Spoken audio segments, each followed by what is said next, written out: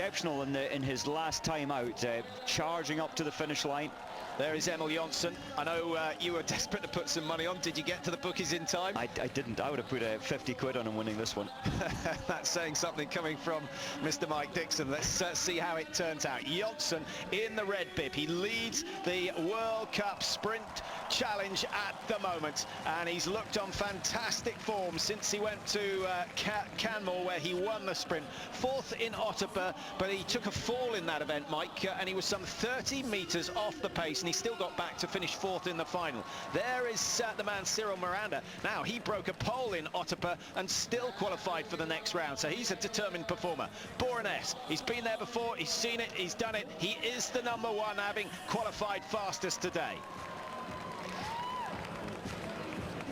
And 29 SVARTEDAL, the slowest, second slowest to qualify, only the top 30 coming into this.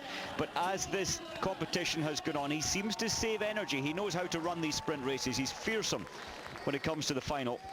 Well, I'd be mighty surprised if SVARTEDAL managed to outrace Jonsson, but he's done well to get through to the last 6. Eldar ROENNING, always a good competitor to have around. He's very, very experienced. I don't think we're likely to see him getting caught out. I wonder if he learned something from Bryntesson's attack on that last run. And then Kristian DAHL of Norway. So 4 Norwegians. It's not the first time we've seen this number. In fact, we have had a final of all Norwegians, the Norwegian Championships, for a World Cup final. It's almost intimidating for anyone else on the line alongside them. The only thing that worries me, Mike, is that so many things go wrong with Emil Jonsson. He has problems at the start, he falls, he gets caught up with the Norwegians. I wonder whether the Norwegians say, look, we've got to box him out of this because he's just too good. Well, this is the tactic that Jonsson has adopted every heat so far.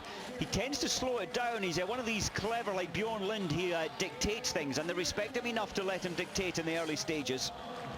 Well, he's got a devastating finish,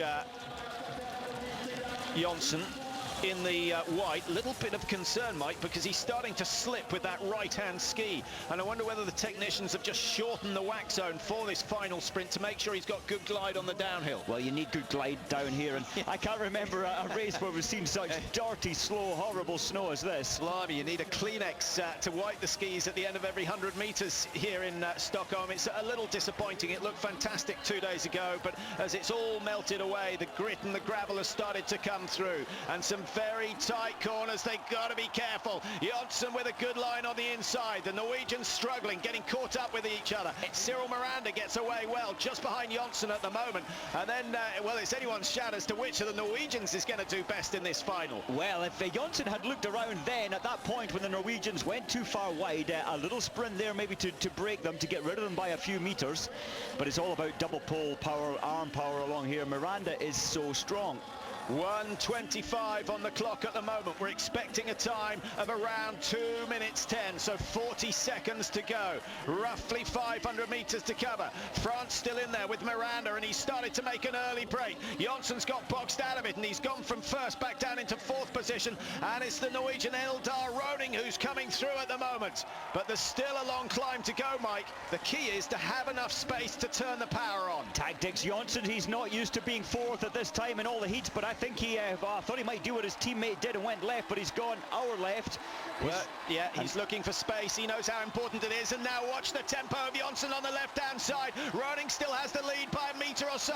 Can Jonsson turn it up? He goes, he turns the key again. Another 30 metres to go. 3 Norwegians in a row. Miranda on the right, Jonsson on the left in the white suit of Sweden, and it's going to be Norway who get 1 and 2. Mike's lost his money. Jonsson's down in 3rd. What a phenomenal finish. Can you believe it? It's SVARTEDAL who has come through to beat NASS. Jonsson has to settle for 3rd. ROENNING, who featured halfway through, in 4th position.